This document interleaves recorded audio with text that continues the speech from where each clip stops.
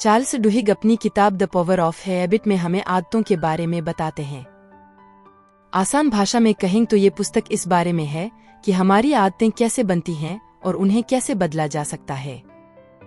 Charles हमें रोचक कहानियों के जरिए आदतों के विज्ञान को समझाते हैं। इस किताब में वो उदाहरण देते हैं कि कैसे कुछ लोग सालों की कोशिश के बाद भी नहीं बदल पाते, जबकि कुछ रातों रात खुद को बदल लेते हैं। किताब में वैज्ञानिक यह बताते हैं कि हमारी आदतें दिमाग में कहाँ रहती हैं। साथ ही ये भी बताया गया है कि ओलंपिक तैराक माइकल फेल्प्स, स्टारबक्स के सीईओ हावर्ड शुल्ट्ज और समाज सुधारक मार्टिन लूथर किंग जूनियर जैसी हस्तियों की सफलता में उनकी आदतों का क्या योगदान रहा। किताब यह भी बताती है कि किस तरह से सही आदतें अपनाकर कंपनियां अरबों कमा सकती हैं और ये आदतें जिंदगी और मौत में भी फर्क डाल सकती हैं। कुल मिलाकर द पावर ऑफ हैबिट ये कहती है कि अच्छी आदतें बनाकर हम अपना वजन कम कर सकते हैं, सफल कंपनियां खड़ी कर सकते हैं और ज्यादा तरक्की कर सकते हैं। ये आदतें ही हमारी जिंदगी बदलने की कुंजी हैं। चार्ल्स बताते हैं कि आदतें हमारा भाग्य नहीं हैं, हम इन्हें बदल सकते हैं और इस बदलाव से अपना जीवन, व्यापार और समाज को बेहतर बना सकते हैं। शीर्षक, एक आदत, हजारों बदलाव। हर दिन हम जो भी करते हैं उसका 40% फैसले नहीं बल्कि आदतें होती हैं। कभी गौर किया है?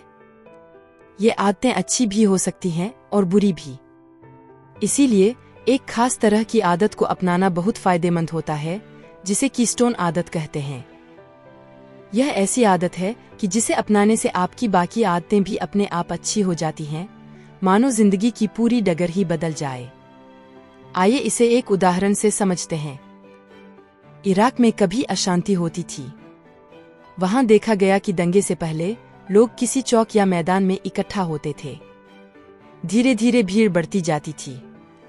कुछ लोग खाने पीने का सामान बेचने भी आ जाते थे। फिर अचानक से कोई पत्थर फेंक देता और माहौल बिगड़ जाता था। इस समस्या को रोकने के लिए पुलिस ने दंगों से पहले ही उस इलाके में खाने पीने वालों को आने से रोक दिया। अब क्या हुआ? लोग तो फिर भी इकट्ठा हुए, मगर शाम ढलने पर उन्हें भूख लगी। आसपास कोई खाना नहीं मिला तो उनका गुस्सा भी कम हो गया और रात 8 बजे तक सब लोग अपने अपने घर चले गए। यही तो कमाल की बात है कीस्टोन आदत की।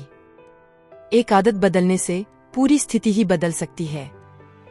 भाग 1, हमारी आदतों की ताकत। किताब पावर ऑफ हैबिट के पहले भाग में चार्ल्स डुहिग हमारे दैनिक जीवन में आदतों के बारे में बताते हैं। यह किताब आदतें कैसे बनती हैं, हम नई आदतें कैसे डाल सकते हैं और पुरानी आदतों को कैसे छोड़ सकते हैं, इन सब के पीछे के विज्ञान को आसान भाषा में समझाती है। शीर्षक 1, आदतों का चक्र, आदतें कैसे काम करती हैं। हमारी आदतें इसलिए बनती हैं क्योंकि हमारा दिमाग लगातार कम मेहनत करने के तरीके ढूंढता रहता है। आदतों का चक्र, यह एक 3 चरण की प्रक्रिया है। सबसे पहले होता है धक्का, क्यू, जो दिमाग को बताता है कि उसे खुद ब खुद काम करना है और कौन सी आदत इस्तेमाल करनी है।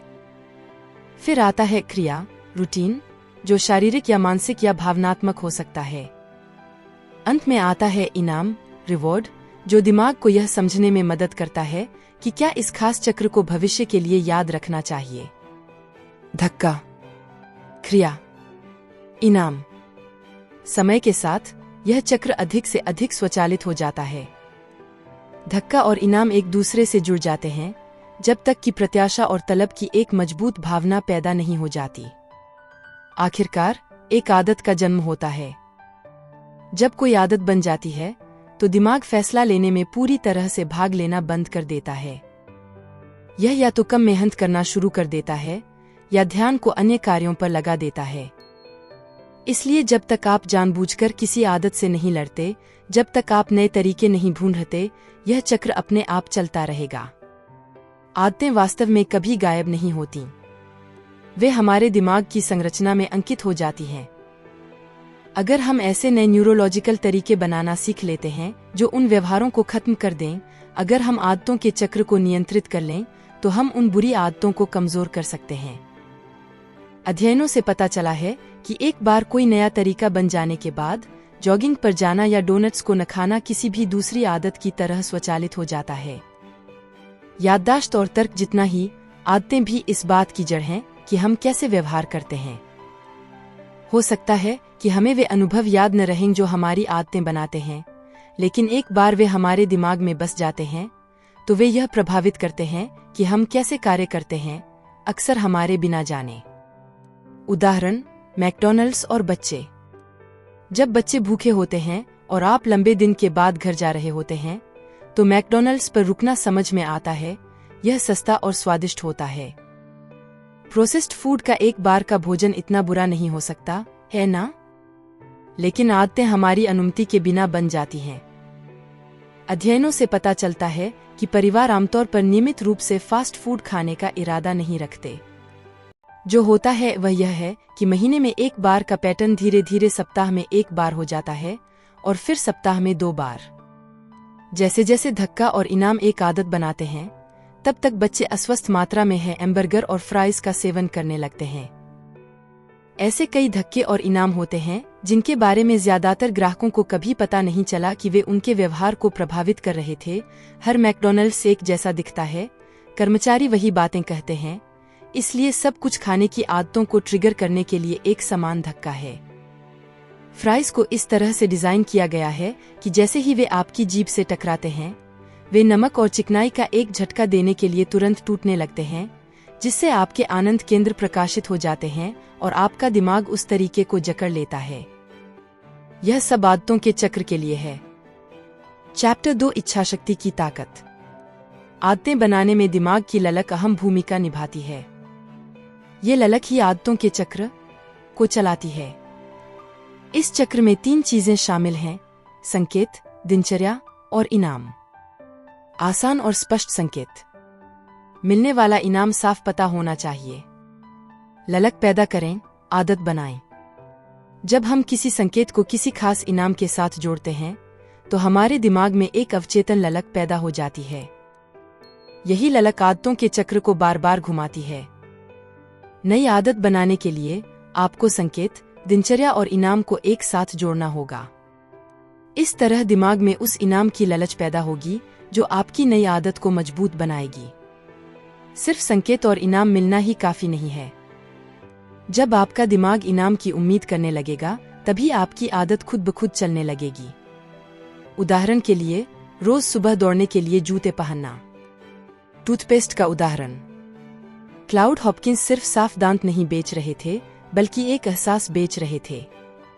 जब लोगों को ब्रश करने से वह ठंडी सनसनाहट पसंद आने लगी, तो ब्रश करना उनकी आदत बन गई। बहुत से लोग रोजाना दांत तो ब्रश करते हैं, लेकिन कम ही लोग रोजाना सनस्क्रीन लगाते हैं। ऐसा क्यों? क्योंकि सनस्क्रीन लगाने से कोई खास ललक पैदा नहीं होती है जो इसे रोजाना की आदत बना सके। ललक आदतों को जन्म देती है। नई आदतें बनानी हैं तो दिमाग में ललक पैदा करनी होगी। इसी ललक की वजह से नई आदतें आसानी से बनती हैं। चैप्टर 3, आदत बदलने का सुनहरा नियम। क्यों होता है बदलाव? बुरी आदतों को हमेशा के लिए खत्म नहीं किया जा सकता। उन्हें बदलने का तरीका है पुराने संकेत और इनाम को याद रखना, लेकिन नई आदत डाल लेना। यही असली नियम है। अगर आप वही संकेत पाते हैं और वही इनाम मिलता है, तो आप पुरानी आदत को नई आदत में बदल सकते हैं। इस बात को ऐसे समझें, शराब पीने की आदत को छोड़ने के लिए लोग मिलकर समूह बनाते हैं। इसमें वे लोग शराब पीने का मन करता है, वही चीजें करते हैं और वही खुशी पाते हैं, लेकिन शराब पीने की जगह कोई और काम करते हैं। यह प्रोग्राम लोगों को उन चीजों को पहचानने में मदद करता है जो उन्हें शराब पीने के लिए उकसाती हैं, और फिर उन्हें नई आदतें अपनाने में मदद मिलती है। पुरानी आदत बदलने के लिए आपको पुरानी इच्छा को पूरा करने का रास्ता निकालना होगा। आपको वही संकेत और इनाम मिलते रहने चाहिए, लेकिन नई आदत अपनाकर उस इच्छा को पूरा करना होगा। अक्सर शराब पीने का असली मजा नहीं, बल्कि उससे मिलने वाला सुकून, लोगों का साथ, चिंता कम होना और भावनाओं को बाहर निकालने का मौका ही ज्यादा लुभाता है। शायद उन्हें किसी परेशानी को भूलने के लिए शराब पीने की इच्छा होती है, पर जरूरी नहीं कि यही असली वजह हो। शराब पीने का नशा शराबियों के लिए कम ही सुखद होता है। कार्यक्रम रात में शराब पीने के बजाय कुछ और करने की आदत डालने में मदद करता है। इसी तरीके को अपनाकर और भी बहुत सी आदतें बदली जा सकती हैं। कई बार जब तक हम कोशिश न करें, हमें यह भी नहीं पता होता कि कौन सी चीज हमें कोई आदत अपनाने के लिए मजबूर कर रही है। के उदाहरण से सीखें, जिन शराबियों को विश्वास था कि कोई दैवीय शक्ति उनके जीवन में आई है, वे मुश्किल समय में भी शराब न पीने का संकल्प निभा पाए। यहाँ भगवान का होना मायने नहीं रखता, बल्कि विश्वास ही सबसे अहम है। एक बार जब लोगों को किसी चीज पर विश्वास करना आ जाता है, तो वह चीज उनके जीवन के दूसरे हिस्सों में भी काम आने लगती है। यही विश्वास उन्हें यह मानने में मदद करता है कि वे बदल सकते हैं।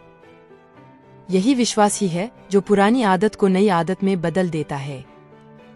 लोगों को अच्छी आदतें सिखाने से उनकी शराब पीने की आदत के पीछे की वजह दूर नहीं होती। एक ना एक दिन उनका भी बुरा दिन आएगा और कोई भी नई आदत हर चीज को ठीक नहीं कर सकती। लेकिन इससे फर्क पड़ता है कि वे यह मानते हैं कि वे तनाव से बिना शराब के भी निपट सकते हैं। कार्यक्रम लोगों को तब तक किसी चीज पर विश्वास करना सिखाता है जब तक वे खुद पर और इस कार्यक्रम पर विश्वास न करने लगें। अगर वह कर सकता है तो शायद मैं भी कर सकता हूँ। समूह में रहने और अनुभवों को साझा करने में बहुत ताकत होती है। अकेले रहने पर लोग बदलने की अपनी क्षमता पर शक कर सकते हैं, लेकिन एक समूह उन्हें विश्वास दिला सकता है। समाज विश्वास बनाता है। बदलाव दूसरों के बीच रहकर ही आता है। जब लोग ऐसे समूहों में शामिल होते हैं जहां बदलाव संभव लगता है, तो बदलाव की संभावना और भी मजबूत हो जाती है। विश्वास आसान होता है जब वह समाज के साथ मिलकर किया जाता है। अगर हम वही संकेत और वही इनाम पाते रहें तो नई आदत डाली जा सकती है। लेकिन इतना ही काफी नहीं है। आदत को हमेशा के लिए बदलने के लिए लोगों को यह विश्वास होना चाहिए कि बदलाव संभव है। और यह विश्वास अक्सर समूह के साथ मिलकर ही पैदा होता है। भाग 2, सफल संस्थाओं की आदतें। किताब द पावर ऑफ हैबिट के दूसरे भाग में चार्ल्स डुहिग सफल उद्यमियों, व्यापारों और संस्थाओं की आदतों की पड़ताल करते हैं। चैप्टर 4, आदतों का राजा, कौन सी आदतें सबसे ज्यादा असर करती हैं? आदतों का राजा, कुछ आदतों में इतनी ताकत होती है कि वे जंजीर की तरह जुड़ी होती हैं और एक आदत बदलने से बाकी आदतें भी अपने आप बदलने लगती हैं। दूसरे शब्दों में कहें तो कुछ आदतें ज्यादा असरदार होती हैं। ये हमारे जीवन और व्यवसाय को पूरी तरह से बदल सकती हैं। इन्हें आदतों का राजा कहा जाता है। ये आदतें हमारे काम करने, खाने, खेलने, रहने, खर्च करने और बातचीत करने के तरीके को प्रभावित कर सकती हैं। आदतों का राजा एक ऐसी प्रक्रिया शुरू करता है जो समय के साथ सब कुछ बदल देती है। सफलता के लिए हर छोटी बड़ी चीज को सही करने की जरूरत नहीं है, बल्कि कुछ जरूरी आदतों को चुनकर उन्हें मजबूत बनाना ज्यादा कारगर होता है। जिन आदतों को बदलने से बाकी आदतें भी अपने आप बदल जाती हैं, वही सबसे ज्यादा असरदार होती हैं। जिन परिवारों में साथ में खाना खाने की आदत होती है, उनके बच्चों का होमवर्क अच्छा होता है, वो कक्षा में अच्छे अंक लाते हैं, उनकी भावनाओं को समझना आसान होता है और उनमें आत्मविश्वास भी ज्यादा होता है। आदतों के राजा को पहचानने के लिए कुछ खास बातों का ध्यान रखना जरूरी है। ये आदतें छोटी छोटी जीत दिलाने में मदद करती हैं।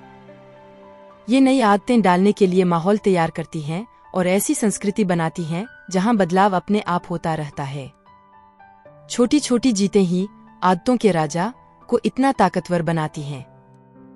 नियमित रूप से छोटे छोटे फायदे हासिल करना ही छोटी जीत है। एक बार छोटी जीत हासिल हो जाने के बाद आगे और भी जीत हासिल करने का रास्ता आसान हो जाता है। छोटी छोटी जीतें हमें ये यकीन दिलाती हैं कि हम बड़ी कामयाबी हासिल कर सकते हैं और इस तरह ये आदतें हमारे जीवन में बड़े बदलाव लाती हैं। गौर करने वाली बात यह है कि छोटी जीतें किसी तयशुदा लक्ष्य तक पहुंचने के लिए सीधी रेखा में नहीं मिलती हैं। अक्सर ऐसा होता है कि ये छोटी जीतें अलग अलग छोटे प्रयोगों की तरह होती हैं, जिनसे ये पता चलता है कि कोई बदलाव करने में क्या मुश्किलें आ सकती हैं और क्या फायदे हो सकते हैं। ये प्रयोग हमें ऐसे साधन और रुकावटें भी दिखाते हैं जिनके बारे में पहले पता नहीं चलता था। आदतों का राजा ऐसी परिस्थिति बनाता है जहां अच्छी आदतें आसानी से अपनाई जा सकती हैं। ये आदतें कठिन फैसले लेने के वक्त या परेशानी की घड़ी में हमारे मूल्यों को याद दिलाती हैं, जिन्हें हम भूल सकते हैं। चैप्टर 5 शीर्षक सफलता की आदत, जब इच्छाशक्ति खुद ब खुद बनती है। चार्ल्स ड्यूहिग अपनी किताब द पावर ऑफ हैबिट में बताते हैं कि सफलता के लिए सबसे जरूरी आदत है इच्छाशक्ति। इच्छाशक्ति वह ताकत जो हमें कोई काम करने या लालच को टालने में मदद करती है। 1960 के दशक में स्टैनफोर्ड यूनिवर्सिटी ने मार्शमैलो टेस्ट किया। इस टेस्ट में पता चला कि वो बच्चे जो थोड़ी देर में मिलने वाले बड़े इनाम के बदले में तुरंत मिलने वाला छोटा इनाम लेने से इनकार कर देते थे, वो बड़े होकर पढ़ाई और समाज में ज्यादा सफल हुए। हाल ही में पेंसिल्वेनिया यूनिवर्सिटी के एक अध्ययन में बताया गया कि आत्मसंयम बुद्धि से भी ज्यादा पढ़ाई में अच्छा प्रदर्शन करने का कारण होता है। इसलिए इच्छाशक्ति को आदत बनाना इसे मजबूत बनाने का सबसे अच्छा तरीका है। इच्छाशक्ति एक मांसपेशी की तरह। केस वेस्टर्न यूनिवर्सिटी के शोधकर्ता मार्क मुरावन ने पाया कि इच्छाशक्ति एक मांसपेशी की तरह होती है। जितना ज्यादा इसे इस्तेमाल करते हैं उतना ही यह थकती है। इसका मतलब है कि एक काम में इच्छाशक्ति लगाने से दूसरे कामों के लिए कम ऊर्जा बचती है। लेकिन रिसर्च में ये भी पता चला है कि जब लोग अपनी जिंदगी के किसी एक पहलू जैसे व्यायाम, पैसा, आध्यात्मिकता में इच्छाशक्ति बढ़ाते हैं तो वो पूरी जिंदगी में ज्यादा मेहनत करते हैं और अच्छी आदतें डालते हैं। ये अच्छी आदतें उनकी जिंदगी के दूसरे हिस्सों को भी सकारात्मक रूप से प्रभावित करती हैं। कंपनियों में इच्छाशक्ति। कई कंपनियां अपने कर्मचारियों को इच्छाशक्ति बढ़ाने की ट्रेनिंग देती हैं। उदाहरण के लिए ग्रांट कार्डोन अपने कर्मचारियों को द 10X रूल का इस्तेमाल करने के लिए कहते हैं। इस रूल में किसी भी एक चीज को पाने के लिए 10 गुना ज्यादा मेहनत करने की बात कही जाती है। मुरावन के रिसर्च में ये भी पता चला कि किसी व्यक्ति को यह महसूस होना जरूरी है कि वो अपनी जिंदगी को खुद कंट्रोल कर सकता है।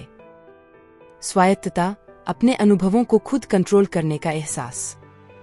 उनके अध्ययन में पता चला कि जिन लोगों के साथ अच्छा व्यवहार किया गया उन्हें ज्यादा स्वायत्तता महसूस हुई। जब आपको लगता है कि आप अपनी जिंदगी को कंट्रोल करते हैं तो आपकी इच्छाशक्ति की ताकत कम जल्दी खत्म होती है। इसलिए कंपनियों में कर्मचारियों को ज्यादा स्वायत्तता देने से वो अपने काम में ज्यादा ऊर्जा और ध्यान लगा पाएंगे। अध्याय से उदाहरण। स्टारबक्स ने अपने कर्मचारियों के लिए तनाव वाली स्थितियों को संभालने के लिए एक खास तरीका बनाया है। इसे लेटे मेथड कहते हैं। लिस्टन, ग्राहक की बात ध्यान से सुने। एक्नॉलेज, उनकी शिकायत को समझें।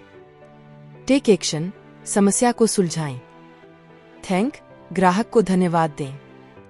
एक्सप्लेन, समस्या क्यों हुई ये बताएं। 1992 में एक ब्रिटिश मनोवैज्ञानिक ने गरीब और बूढ़े लोगों की मदद की जिनका हिप या घुटने का ऑपरेशन हुआ था। उन्होंने इन लोगों के लिए एक लिखित कार्ययोजना बनाई जिससे वो जल्दी ठीक हो सके। चैप्टर 6 संकट की ताकत, कैसे लीडर गलती से और सोच समझकर आदतें बनाते हैं। अध्याय 6 में चार्ल्स ड्यूहिग अपनी किताब द पावर ऑफ हैबिट में बताते हैं कि हर संगठन में आदतें होती हैं। कुछ संगठनों में ऐसे लीडर होते हैं जो जानबूझकर मजबूत संस्कृति और कार्यप्रणाली बनाते हैं जिससे उनका संगठन आगे बढ़ता है। लेकिन कई संगठनों में खराब आदतें होती हैं। ऐसा तब होता है जब लीडर लापरवाह होते हैं और सही आदर्श नहीं स्थापित करते। ऐसे संगठनों के लिए संकट एक मौका बन सकता है कि वो अपनी खराब आदतों को अच्छी आदतों से बदलें। 1982 में नेल्सन और विंटर ने एक मशहूर किताब a evolutionary theory of economic change लिखी। इस किताब में उन्होंने बताया कि किसी भी संगठन के लिए नियम बहुत जरूरी होते हैं। नियम वो आदतें जो सैकड़ों अलिखित नियमों को बताती हैं जिनकी कंपनियों को काम करने के लिए जरूरत होती है। ये नियम कर्मचारियों को काम करने का तरीका, अनुमतियां और संगठन का भरोसा देते हैं। सबसे ज्यादा ये नियम अलग अलग विभागों और कर्मचारियों के बीच में एक संतुलन बनाते हैं।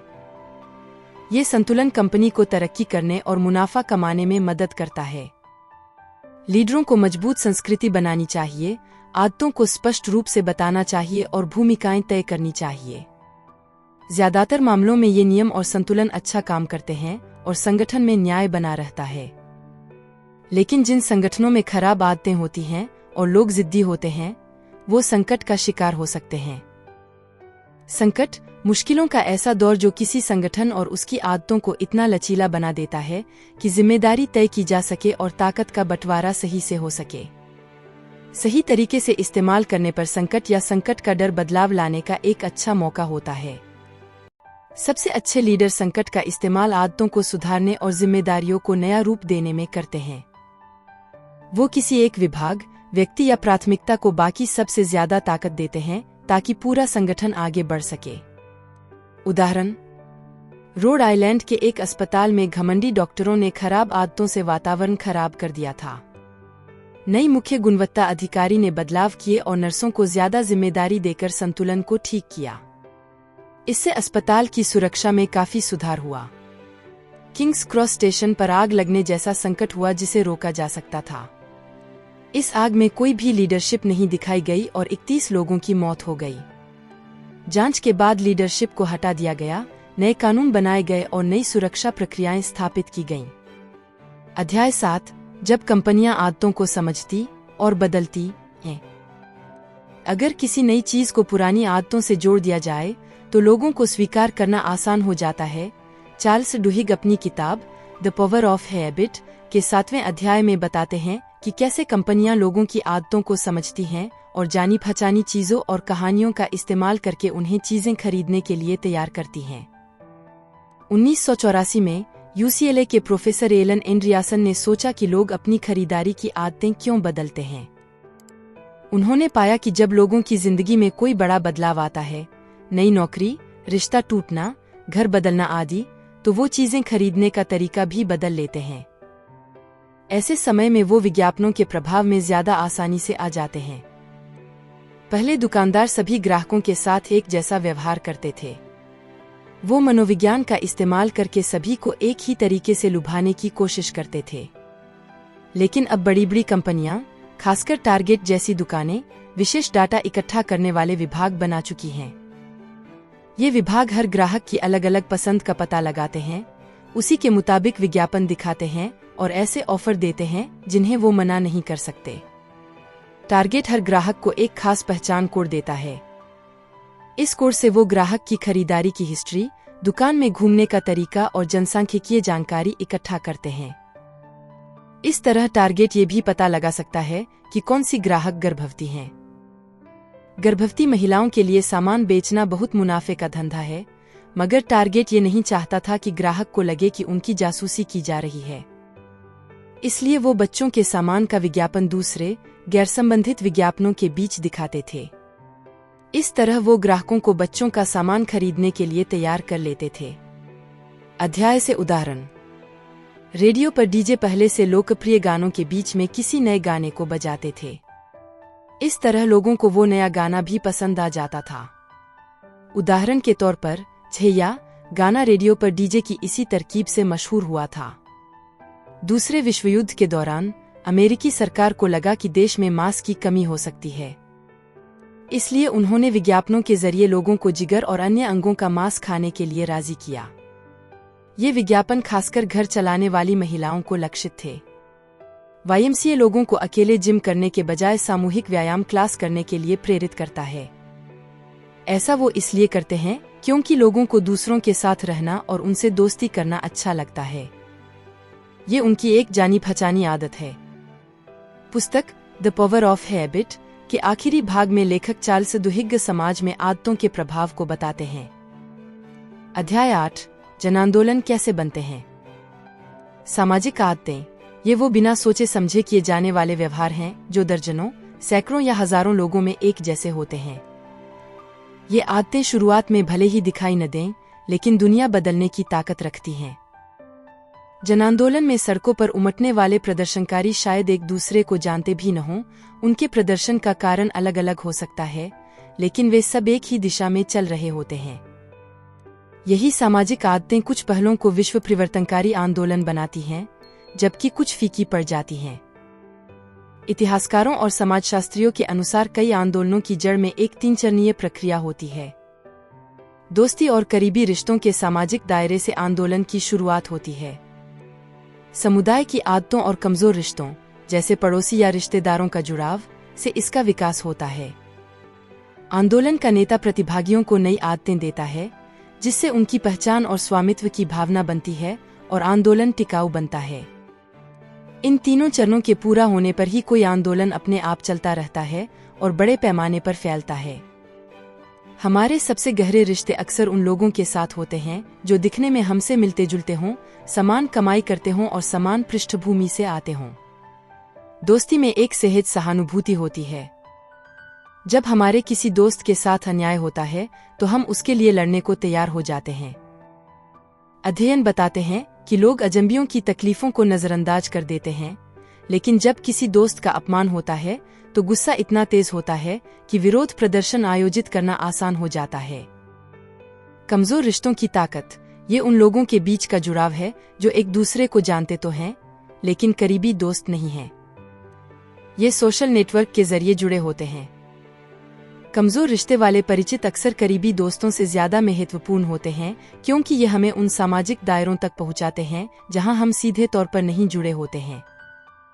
सामूहिक दबाव की आदतें ये वो आदतें हैं जो लोगों को समूह की उम्मीदों के अनुसार चलने के लिए प्रेरित करती हैं। कमजोर रिश्तों के जरिए ये आदतें तेजी से फैलती हैं और सामुदायिक अपेक्षाओं से मजबूती पाती हैं। जब दोस्ती के मजबूत रिश्ते और कमजोर रिश्तों का दबाव एक साथ आता है तो व्यापक सामाजिक बदलाव की शुरुआत हो सकती है। कोई विचार किसी समुदाय से आगे बढ़े, इसके लिए उसे खुद चलने लायक बनना होगा। ऐसा करने का सबसे अच्छा तरीका लोगों को नई आदतें देना है, ताकि वे खुद तय कर सकें कि उन्हें क्या करना है। आंदोलन इसलिए नहीं बनते कि सभी लोग अचानक एक साथ एक ही दिशा में चलना शुरू कर देते हैं। वे उन सामाजिक आदतों पर निर्भर करते हैं जो दोस्ती से शुरू होती हैं, समुदायों के जरिए फैलती हैं और प्रतिभागियों की खुद की पहचान बदलने वाली नई आदतों से टिकी रहती हैं। अध्याय 9 आदतों का विज्ञान। क्या हम अपनी आदतों के लिए खुद जिम्मेदार हैं? चार्ल्स डुहिग अपनी किताब द पावर ऑफ हैबिट के अध्याय 9 में इस सवाल पर चर्चा करते हैं कि हम अपनी आदतों के लिए कितने जिम्मेदार होते हैं। 2 कहानियां बताती हैं कि आदतें लोगों के जीवन को कैसे प्रभावित करती हैं। एंजी बचमन एक उबी हुई गृहिणी थीं जो बोरियत और तनाव दूर करने के लिए जुआ खेलती थीं। वह जुए की आदी हो गईं और उन पर कैसीनो का $20,000 का कर्ज हो गया। बचमन ने दिवालिया घोषित कर दी और उनके वकील ने तर्क दिया कि वह अपनी मर्जी से नहीं बल्कि आदत के कारण जुआ खेलती थीं। 3 साल बाद बचमन को $10 लाख विरासत में मिले और वह फिर से जुए की आदत में पड़ गईं। कैसीनो ने उन्हें और इनाम देकर उनकी इस आदत को बढ़ावा दिया। एक रात बचमन ने $2.5 लाख हार दिए, फिर बाकी पैसे और अपना घर भी जुए में गवा बैठीं। रेजा हबीब, एक न्यूरोवैज्ञानिक, ने पाया कि अलग अलग जुआरियों के दिमाग की गतिविधि में अंतर होता है। सामयिक जुआरी लगभग जीत को भी हार मानते हैं, जो उन्हें आगे दाव लगाने से रोक सकता है, लेकिन आदतन जुआरी न्यूरोलॉजिकल रूप से लगभग जीत को जीत मानते हैं, उत्तेजित हो जाते हैं और जुआ खेलना जारी रखते हैं। ब्रायन थॉमस एक रात को अचेतन रूप से अपने बाहर के लोगों के शोर पर प्रतिक्रिया व्यक्त करते हैं। उन्हें लगा कि उनके बिस्तर पर कोई हमलावर है, लेकिन असल में उनकी पत्नी थी जिन्हें उन्होंने गला घोंटकर मार डाला। थॉमस स्लिप टेरर से जूझ रहे थे, जो कि नींद में चलने जैसा है लेकिन ज्यादा गंभीर होता है।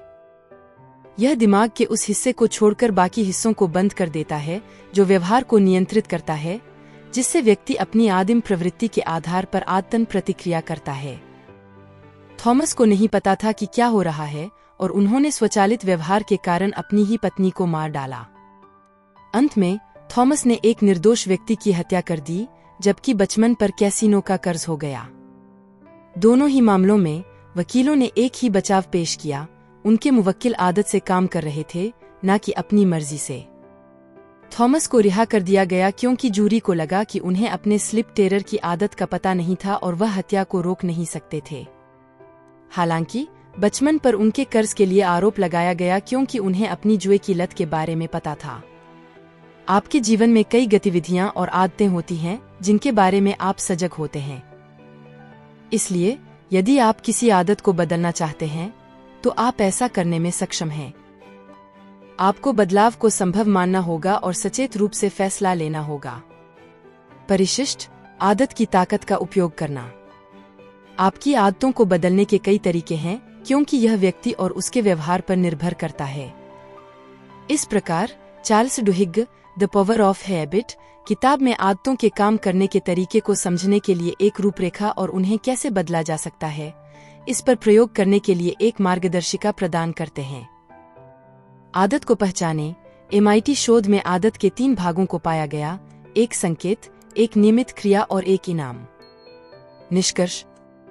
चार्ल्स डुहिग की किताब आदतों की ताकत हमें आदतों के विज्ञान और उनके हमारे जीवन को प्रभावित करने के तरीके के बारे में गहराई से समझाती है। यह पुस्तक हमें यह भी सिखाती है कि हम अपनी आदतों को कैसे बदल सकते हैं और अपने जीवन के नियंत्रण को वापस ले सकते हैं। निष्कर्ष के तौर पर आइए हम आदतों के लूप को तोड़ने और नई सकारात्मक आदतें बनाने की प्रक्रिया को फिर से देखें। आदतों का लूप तोड़ना। किताब यह बताती है कि आदतों का मूल 3 भागों वाले लूप में होता है: संकेत, क्यू, दिनचर्या, रूटीन, और इनाम, रिवॉर्ड। संकेत हमारे मस्तिष्क को यह बताता है कि पुरस्कार पाने का समय आ गया है, और फिर हम दिनचर्या का पालन करते हैं।